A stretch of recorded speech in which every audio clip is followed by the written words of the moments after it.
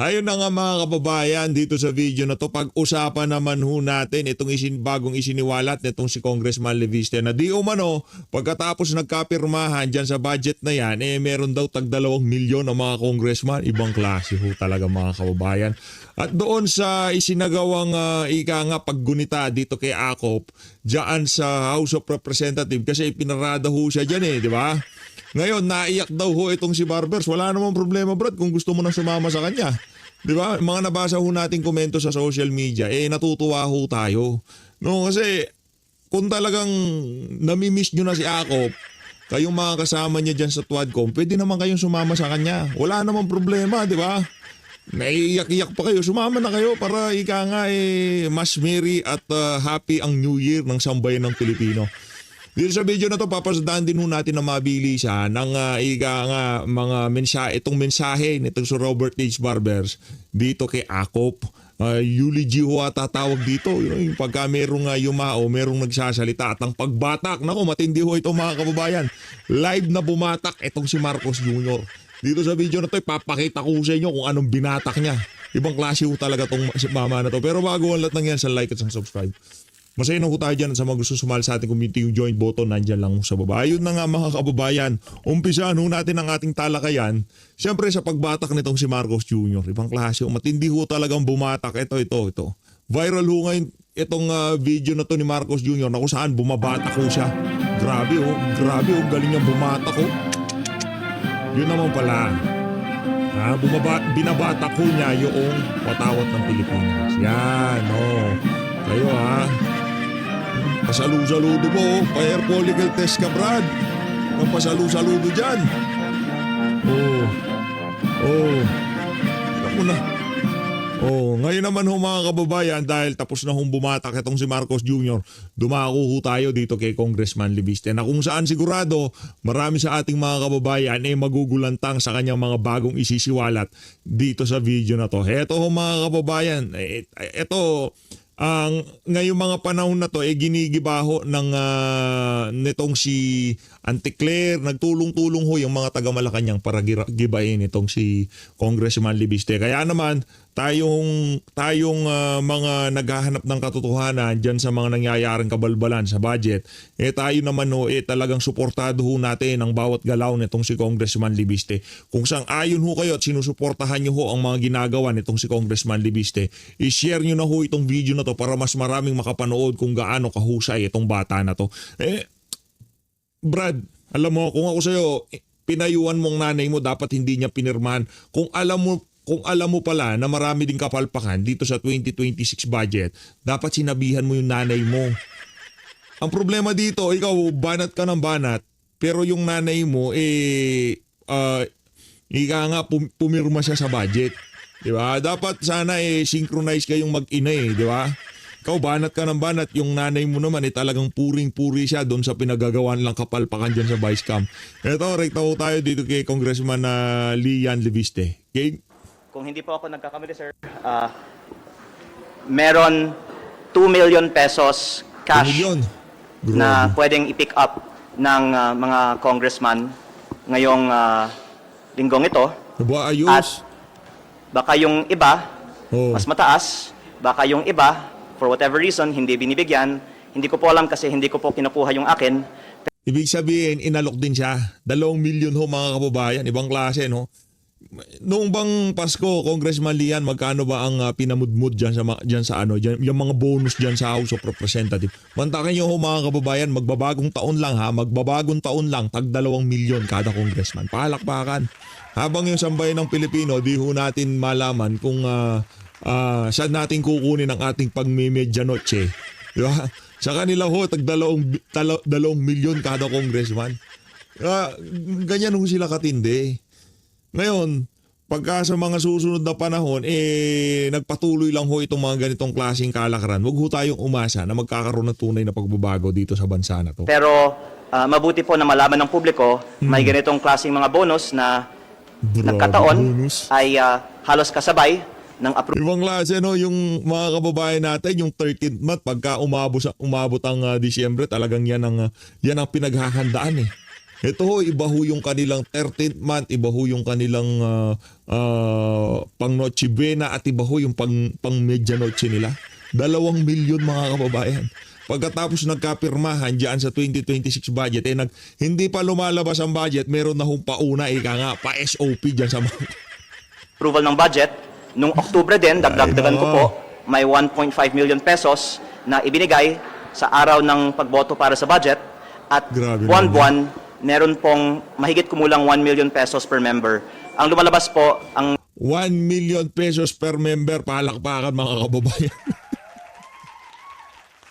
Kaya hindi mo nila pinapansin yung kanilang mga sweldo di ba? Itong mga congressman. 1 million pesos kada buwan. Paano sila magagalit kay Marcos Jr.? Malaki pa ho ang sweldo nila sa presidente. Buwan-buwan 1 milyon kada member. isang representante ay may 20 million pesos of MOO. Pinaiyak nyo kasi. Pinaiyak nyo kasi si Congressman Lee yan Huwag niyong paiyakin kasi si Congressman Libiste, yan tuloy. Gusto ko yung mga sasabihin niya dito sa mga susunod na kataga dito, kaya babalik ko to ng konti, okay? Ulitin natin, game. Representante ay may Makinig. 20 million pesos of MOOE at sweldo kada taon. Times 20 million. Kada taon na MOOE, palakpakan. Pagka yung kabit ni Congressman binigyan ng 2 milyon, walang problema yan. Diba? Walang problema yan. Pagka yung mga Viva Max artists, yung mga Viva Max chicks nila, pinaparada dyan sa opisina nitong si Congressman at binigay MOOE, walang problema yan. Bakit? Wala naman hong resibo yun.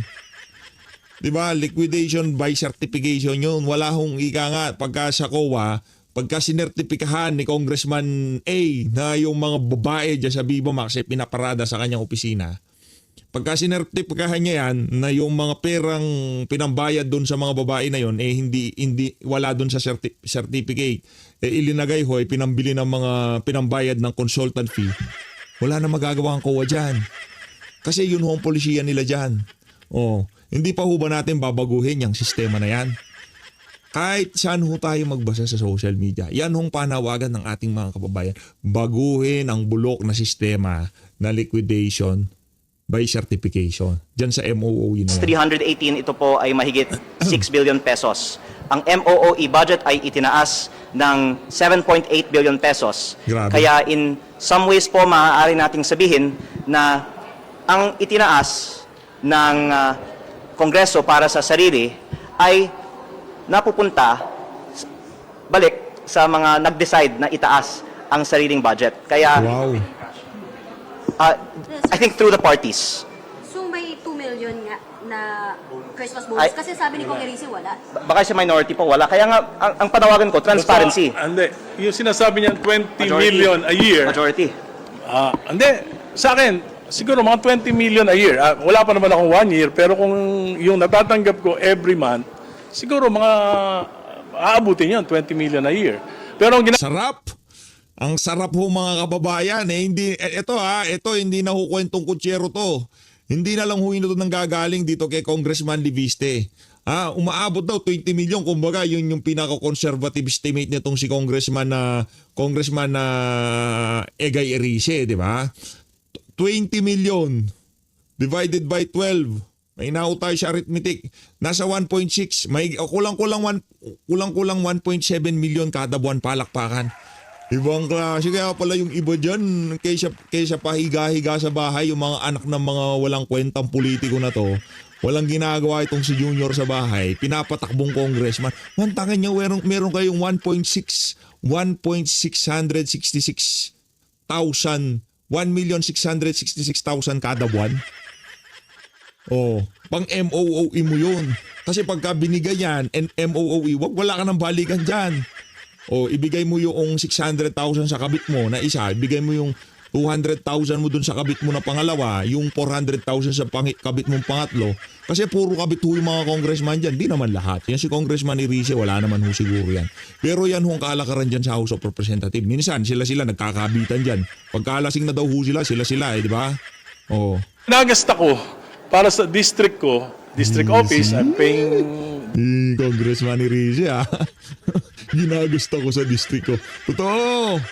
Pambira, oo. O kumusta naman yung mga congressman na nasa ibang bansa ngayon? Nasa Europa, nasa Amerika. Saan kaya galing yung mga pinaggagasta ng mga yan ngayong mga panahon na to? district fees. Ang sweldo ng mga tao doon sa district, 600,000 a month. Lahat ng Nako. mga kailangan doon, supplies. Kulang pa yun. And Kulang pa. Kaya nga, Dagdagan nyo baka pa. nagdagdag dahil kulang. ang punto ko po ay hindi na mali ito. Pero dapat may transparency. Saan nyo na lang nakita? Saan ba galing? Ito po ay galing sa MOOE fund. Yan. Opo. Or I don't know kung fungible naman yung funds. Pero you can really verify. May binibigyan ngayon na 2 million cash per congressman ngayong linggo.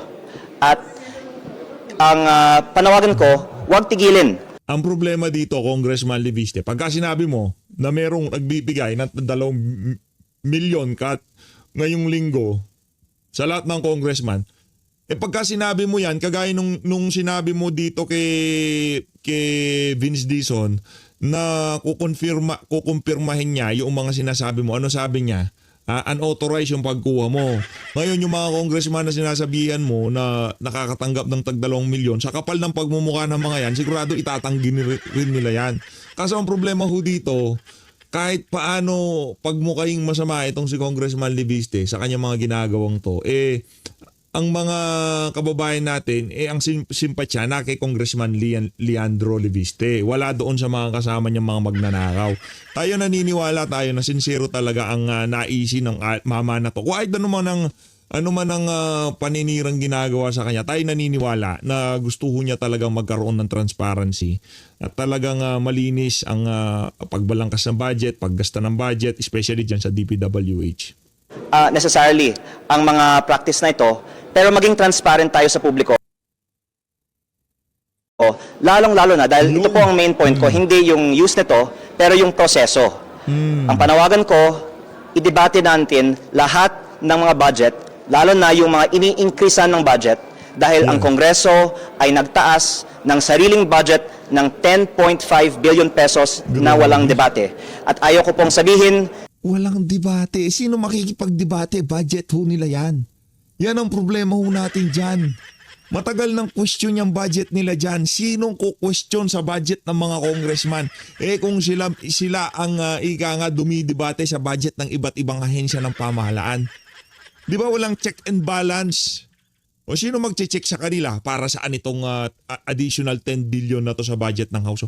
Walang ku-question. Buti na lang merong Leandro Leviste na nagre-raise ng mga ganyang klaseng issue. MOOE, panibagong dagdag 10 billion sa budget. Siguro itong 10 billion na to, ito yung mga latak doon sa budget ng DPWH na hindi nila mailagay dahil nga naman binabantayan na ho sila ngayon ng ating mga kababayan. na ginagawa ito na walang nag-question, kaya nagpahayag po ako para lang Saludo, on the saludo, record Manila. na hindi ito naaprubahan na walang nag-question. May nag-question pero hindi pinagbigyan tayo na talakayin ito sa Kongreso ngayong araw. Saludo. Congressman Leviste, may 2 million peso cash Oh. pick up this week bawat congressman as Christmas bonus.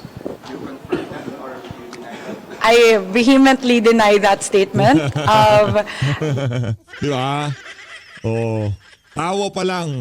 Tawa pa lang ho nitong si Swansing, talagang ramdam ko na eh. Nung nakita ko tong video na to, bigla ako nanggigil talaga. Sabi ko, kailangan kong pasadahan itong mga kabalbalan na to sa House of Representatives. Ibang klase ho talaga mga kababayan. Tawa pa lang ni Swansing. Ito siyempre, appropriation chairperson ka.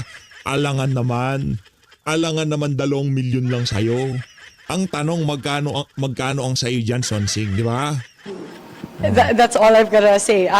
Again, I have said that the House leadership does not influence or try to influence any particular congressman, any individual member of Congress to vote in a particular way or incentivize them in any Lokohan way. ho And ito, I mga know kababayan. that is what Lokohan my distinguished colleague was alluding to before, and I have Lokohan. vehemently denied that yesterday during the Lokohan press malala. conference. Wala pong katotohanan yan. So yung 2 million po na Christmas bonus, You deny.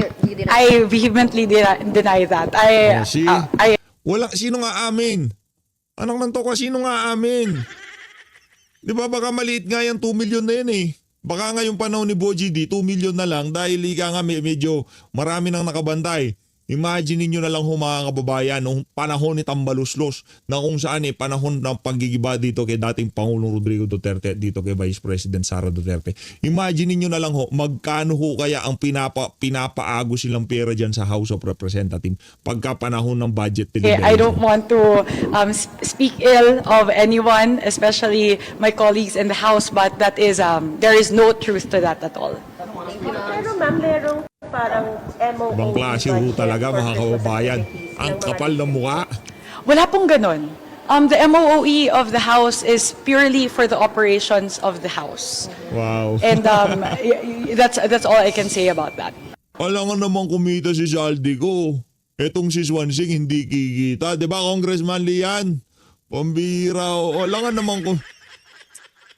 Alam nga naman kumita si Saldi, si Swansing hindi. Ngayon, dumako na ho tayo.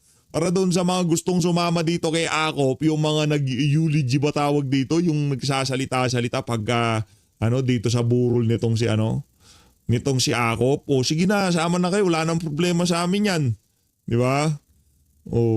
Punta tayo dito, game. Palakpakan yung mga unggoy. Eulogy by the Honorable Robert S. Barbers, former representative of the 2nd Legislative District of Surigao del Norte in the 11th, Eulogy. 12th, Ah, 13th, eulogy. 17th, and Eulogy. 19th Congresses.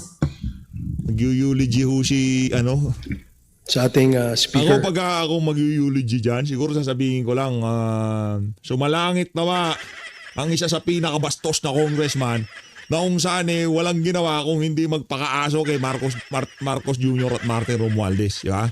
So matahimik sana, di ba? Sa kabilang buhay, etong si Ako na kung saan noong nagdaang kongreso walang ginawa kundi magpakasasa, di ba, dyan sa Twadcom at sa mga MOOing ibinibigay sa kanya ni Tambaluslos, di ba? Sa ating pong mga membro ng mababang kapulungan, sa lahat po na nagmamahal kay... Ako pa, Barbers, hindi pa tayo nag-uumpisa, nanginginig-nginig na yung boses mo. Ayoko yung ganyan, ang arte mo naman. Walang ganoon. Congressman Romeo Acop, na nasasakupan niya sa ikalawang distrito ng Antipolo. Wala pa man Lahat po ng kaibigan, mga mahal sa buhay. Magandang umaga po sa ating lahat. I tried as much as possible to deliver a eulogy for a good friend without actually reading my notes. But last night, I found it very hard to start even the first sentence of this eulogy. Saka bakit ganito? Di ba bakit abo na lang itong si Akop? Bakit na siya dyan? Dapat hindi siya abo. Pambira. Yan ang sinasabi ho natin. Yan ang sinasabi natin para doon sa mga Talyanista ten sa Imada, sa mga Dilawan at Pinklawan na kesyo ito daw si dating Pangulong Rodrigo Duterte hindi na makakauwi ng buhay sa Pilipinas. Ang problema dito, yung sinasabihan nyo, yung kasama nyo, pinuprotektahan nyo, pinagtatanggol nyo, ayan, tignan nyo ngayon. Ayan siya oh. Kaya wag ko kayong magsalita ng masama sa inyong mga kapwa. Diba? Hindi naman tayo nagsasalita kay Akop. Ano bang realidad dito? Di ba kasinungalingan ba pagka sinabi ko na nagpakaaso siya dito kay Martin Romualdez? Hindi naman. Yun ang katotohanan. At yun talaga ang naging papel niya dyan sa House of Representatives nung nagdaang kongreso.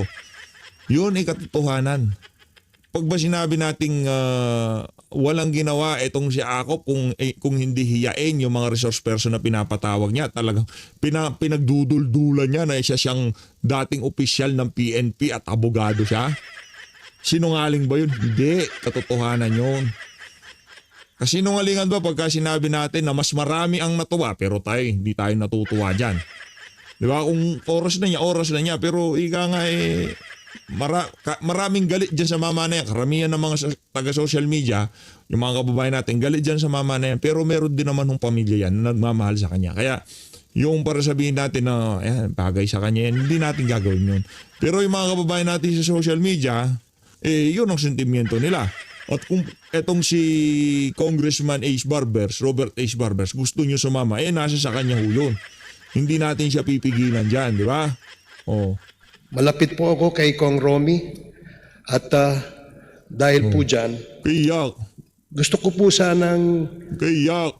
isulat lahat ng gusto kong sabihin at pwede kong sabihin even for the last time para sa aking isang kaibigan. Yan.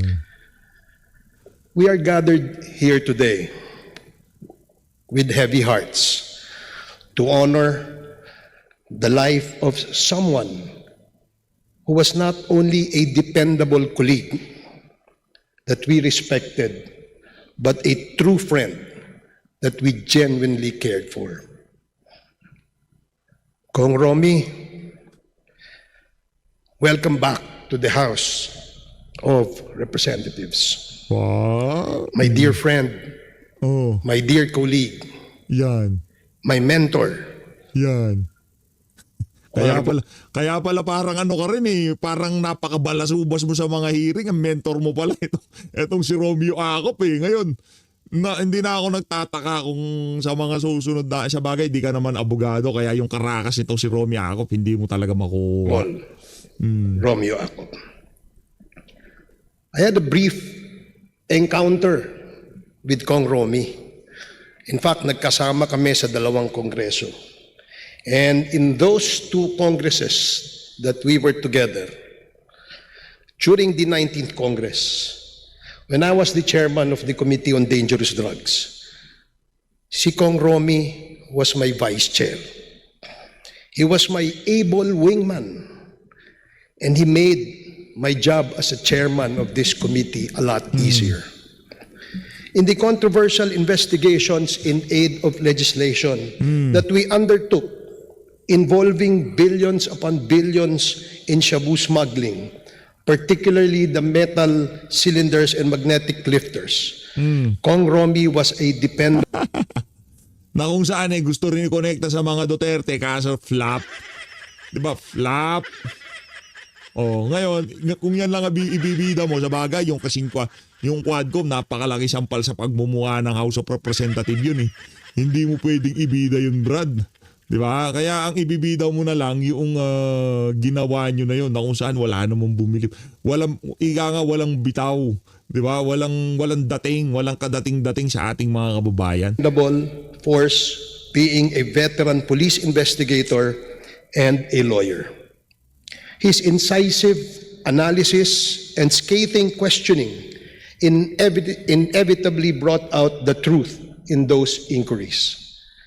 He always had the leads, the intelligence information, and the tips. He would just keep quiet and observe. Then, when it was his turn to grill the resource persons, the brilliant lawyer in him takes over and elicit just the needed information. Brilliant lawyer, nung nakatapat niya si dating Pangulong Rodrigo Duterte, tiklop siya no? Yung tipong, nung kaharap niya itong si Bibi Sara, nasa uplak siya, kaharap siya, pagka vlogger siguro, nagiging brilliant lawyer siya, hindi, sa bagay, hindi rin nasusupalpal din ho siya, di ba? Kay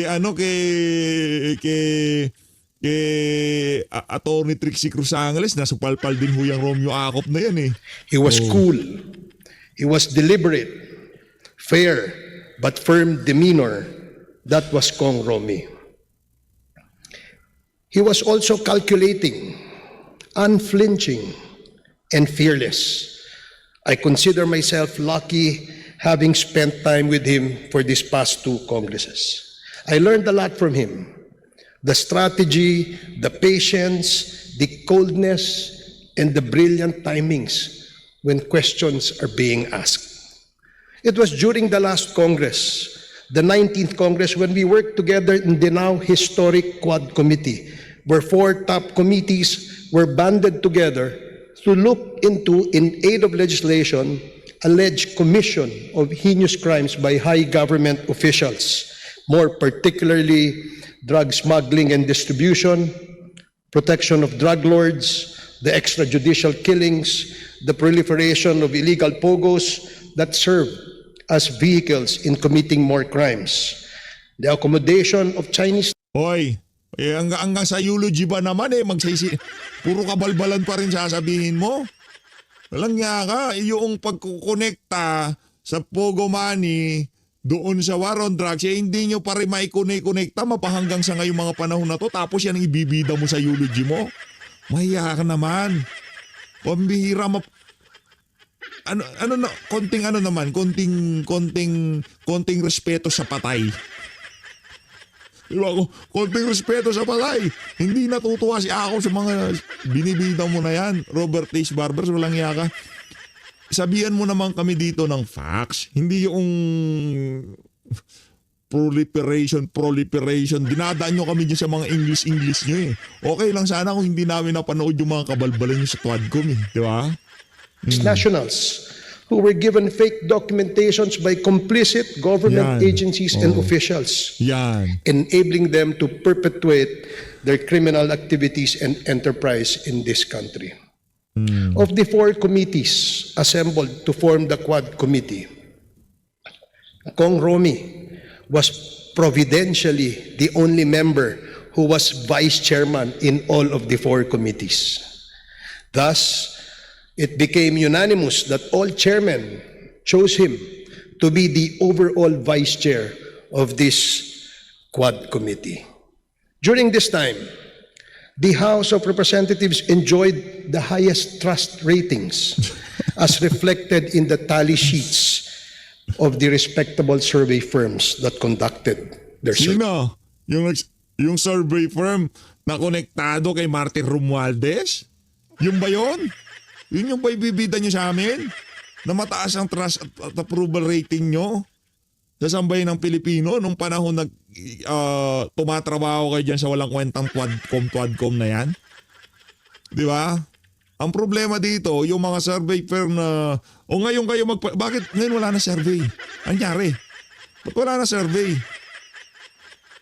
Surveys. The credibility and integrity of the members who participated in those inquiries carried not Integrity daw at credibility. Nung namatay si Akop, pinagtatawanan sa social media, palakpakan. Ibang klase. Di ba? Ganyan ho tayo lokohin itong mga itong mga congressman na to. Ngayon kung kayo baguhan sa social media at first time yung marinig itong kabalbalan na to ni Ace Barbers, talagang medyo mapapaniwala kayo. Pero kung kayo napanood yung mga kalokohan nitong mga mama na to, sigurado hindi ko kayo maliligaw nitong si Kwentong Barbero. only the Quadcom, but the whole House of Representatives in winning the trust of the people. Wow. Kong Romy was a pillar of the Quadcom. His turn to display his usual fair and firm demeanor and brilliance was a much-awaited portion in the entire proceedings. Fearless but objective, respectful yet uncompromising, always open to ideas to find the truth, sometimes fatherly soft, sometimes fatherly strict. He studied every detail, every word uttered, and reserved his judgment to himself. To sum it all up, Kong Romy is a complete legislator. Wow. He actively took part in the committee hearings. He thoroughly studied the resulting legislations and actively participated to have them all passed. Truly honorable. The fact that he was unopposed in his district meant that he served his constituents well. And he never lost an election in his district. Indeed, Kong Romy Akop is a big loss to the country. His death has deprived us Parang hindi naman. parang hindi naman kawalan si Romy Acop sa sambayan ng Pilipino. Ang dating parang natuwa pa ang ating mga kababayan ngayong nawala na siya dyan eh, di ba? Wala nang manghihiya sa mga resource person. Di ba? Wala nang ganun. Hindi nga siya nagko-contempt pero hindi niya kasi trabaho yun. Trabaho ni ano yun. Trabaho ni Karapali Luwalhati yun. Ni Paduano, di ba? Pero yan, behind the scene, pag naka-recess o naka-break o naka-suspend ang hearing, silang dalawa nag-uusap-usap na. Nagsishake hands pa nga silang dalawa ni Franz, di ba? Pambihira. Oh. Of one qualified Ito, parang nagpa-flashback yung kabalbalan nitong si Acop nung panahon ng Quadcom eh. Ika nga bumabalik sa kaisipan natin yung mga kabalbalan na ginawa niya eh. Oh. competent, credible, and honorable public servant. His accomplishments speak for themselves and will stand the test of time. Yan. As to his bashers, Yak ka na. I say, good luck to you. Yan. You will get nowhere near the larger-than-life brand of public service and accomplishments of Kong Romy Acop. Yan. With your gutter language, you have doomed yourselves. Allow me to take this Alam mo sinong doom? Yung amo mo, si Martin Romualdez. Hanggang sa ngayong mga panahon na to, hindi pa rin niya nasasagot yung mali-malitang pera na inaakusang idinideliver sa kanya. Alam mo sinong doom? Yung mga miyembro ng Quadcom na ngayong mga panahon na to hindi na manalo-nalo sa pagdating sa politika. Kayo ang doom kasi binabalikan na kayo na sambayan ng Pilipino. Ngayon kung sinasabi mo doom yung ating mga kababayan na nakita yung kababuyan nitong si Acop noong nagdaang kongreso at ngayon binabati ko siya, binabalik yung mga kabalbalan niya. Huwag kang mag-alala, deja vu lang yan. At least ngayon pa lang alam mo na kung ano sasapitin mo kung sakali. Knock on wood, ha? Huwag naman sana. Di kita pinagnanasahan kung ano pa man kasakitan o kung ano man, di ba? Knock on wood. Kung anong nararanas ni Acop na yan, huwag kang mag-alala, Brad. Ha? Pinapauna ko na sa'yo 10 times ang sasapitin ng isang Robert H. Barbers sa sambayan ng Pilipino. Walang kwenta yung nangyayari na yan kay Acop. Hindi makakalimutan na sambayan ng Pilipino ang pagiging kups mo, tandaan mo yan. this Robert H. opportunity to defend my friend against those who Depend see lang ng depend. his death as punishment for his alleged sins. My friends, as we all know, it is the will of our Creator that we shall all die. Regardless whether we are sinners or saints. Only Jesus conquered the death. Death, for He is God. Nasa ating kultura na hindi dapat natin inaalipusta o niyuyurakan ang Teka alaala ng isang yumao. Teka lang. Yung ordinaryong Pilipino at walang halong politika, anak ng toka, ibig sabihin yung German na gumawa ng napakaraming kabalintunahan sa mundo, dapat sa pagkagurgur ng mama na yon hindi na natin inaalipusta ang kanyang pagkasawi, ang kanyang pagiging tao. Hindi ganun yon, Robert H. Barbers. Tandaan nyo, kayo ay mga public servant. Kayo ay mga public figure. Pag kayo ay nagurgur, kung ano mang nangyari sa inyo, kung ano man ang sabihin ng sambayan ng Pilipino base sa nakita nila sa inyong pagtatrabaho, hindi wag kayong hanggang sa pagkakagurgur ba naman, mga balat sibuyas kayo, anak ng tokwa, wala talagang pagbabago itong mga siraulo na to, sa totoo lang. Nakakagigil. Huwag kayong balat sibuyas. Kung gumawa kayo ng kabalbalan, pagka kayo ay nagurgur at babalik sa inyo yan, huwag kayong mag-iiyakan. Problema, nag-iiyakan kayo Oh. Kahit na ano pa siya sa paningin natin. Ang ganong katangian ay pagpapakita ng isang magandang pag-uugali ng isang respektableng Pilipino. Kabilin-bilinan nga ng ating mga matatanda. Yan. Na kung wala ka rin lang magandang sasabihin, mas mabuti pang wag ka na lang magsalita. Ang tanong, ba't nagsasalita ka? Hoy, ba't nagsasalita ka? Kung wala ka rin lang naman palang magandang sasabihin, ba't binubuka mo pa bunganga mo? Ako kasi marami akong magandang sinasabi dito. Una sa lahat, Riniribat ko mga kabalbalan mo.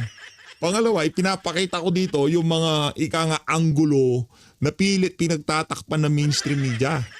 Kaya kung alin ba ang mas importante dito, yung pagsasalita mo, ang pagsasalita ko, mas importante pagsasalita ko. Kasi lahat ng sinasabi mo na yan, sa eulogy mo na yan, nga pampalubag loob dun sa mga naulila o naiwang mahal sa buhay nitong si Akop. Pero sa sambayan ng Pilipino, walang laman yan. Latang walang laman. Nga ingay lang. Pero ang sinasabi natin dito, masakit kasi totoo. Yun ang problema. The truth hurts. Diba? Yun talaga ang problema dito. Kaya kayo nasasaktan kasi alam nyo na talagang nagpakaaso kayo kay Martin Romualdez. Tama, mali?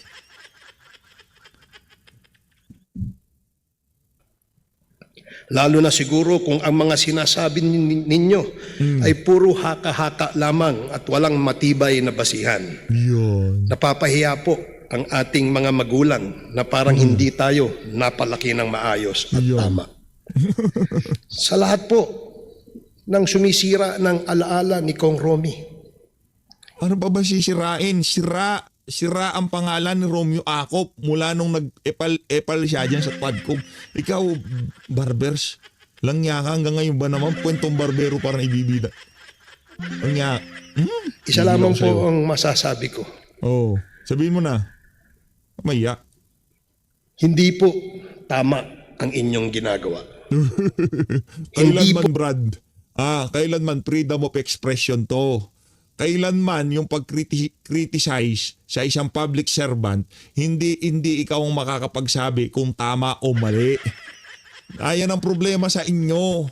Hanggang ngayon ba naman yung kalakaran nyo sa Quadcom, hanggang ngayon, hanggang sa huling sandali nitong si Acop, dala-dala mo pa rin. Di ka ba nahihiyan yan? Bukas, sa susunod na video, yung kay Bulol naman ang ating papasadahan. Yung kay Fernandez. Yung kay Fernandez naman ang aking yung eulogy niya naman dito kay Acop ang ating sasalansanin. Po, maka-Pilipino ang inyong ginagawa. Sakit And ba? as you continue to cross, Iyak na, Brad. or as you continue crossing the bounds of decency, you have revealed your true selves. Yan. In judging Kong Acop, Hindi. you have allowed yourself Hindi, judging, ginawa niya na ngayon, pinag-uusapan lang natin. Tapos siya na nga ang nag-coops, nag-epal, nagwalang niya sa mga resource person diyan. Tapos ngayon kinikriticize siya pa ngayong kawawa. Palakpakan ho natin. Ibang klase ho talaga yung reasoning ng mga ibang congressman.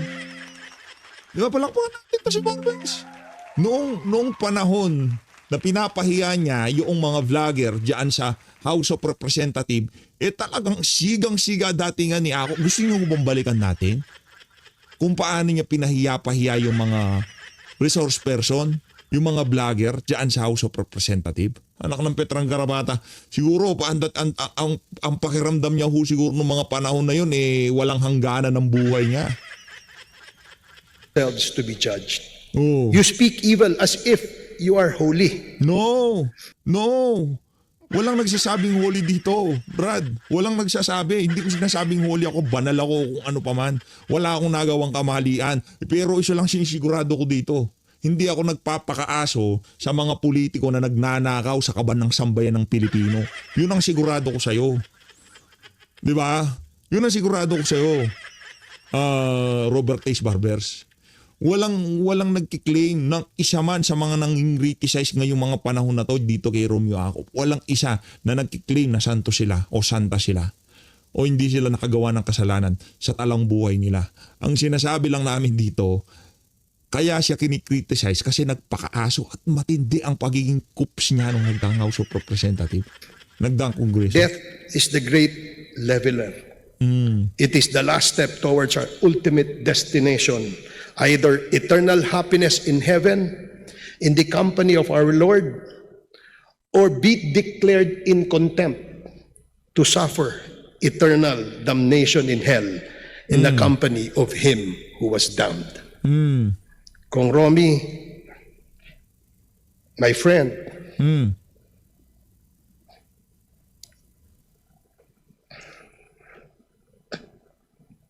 Ugiyak.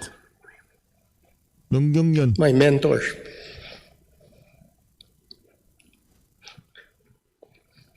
May mentor. Sama Rest ka na. now.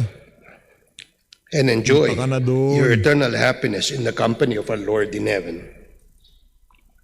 To the family,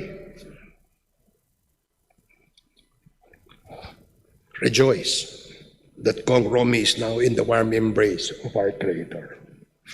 I offer my deepest sympathies and condolences to the Ako family.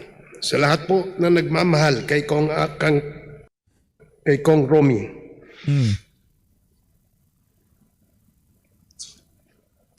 kasama na rin po kaming mga kasamahan. Manahimik ka nga, baduy mo. Ito ang problema dito.